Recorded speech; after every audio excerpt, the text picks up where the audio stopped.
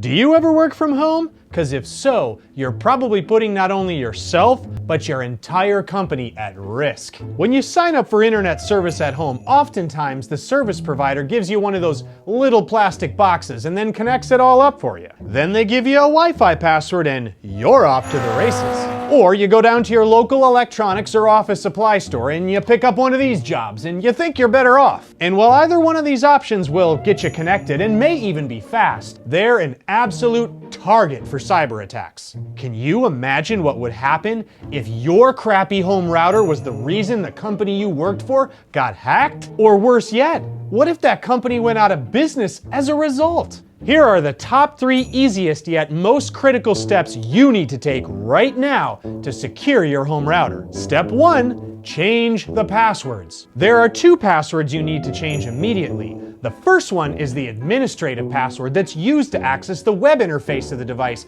and oftentimes comes printed on the bottom or the back. The second is the Wi-Fi password, and please do not use the password that's printed on the device. And while you're at it, change the name of the wireless network and don't use something that makes you personally identifiable. For example, I'm not going to create a wireless network called Ross's Wi-Fi network. Step 2, disable universal plug and play. They put this crap on home routers to make gaming easier. But here is the problem. This feature automatically exposes your router to the internet to make these games work. That's like going skydiving without a parachute. Today, I want to show you how to do it on one of these jobs, the Netgear Nighthawk router, but the process is almost the same on virtually every router like it. Once you log in, click the Advanced tab up top and then Advanced Setup on the left side nav, then click UPnP. If you see this little checkbox checked, uncheck it and hit Apply. Step 3, disable WPS. WPS stands for Wi-Fi Protected Setup.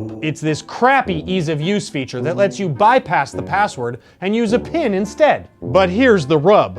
That PIN stays the same even after you change the password. And that means it takes only 11,000 guesses to hack your home router. And that can be done in a matter of hours. If you're working from home, drop what you're doing right now and go and fix these problems. Did you know these vulnerabilities existed in your home router? And if so, have you done anything about it? 'Cause if not, you're absolutely asking for it. Let me know in the comments below and stay tuned for my top 3 home router recommendations.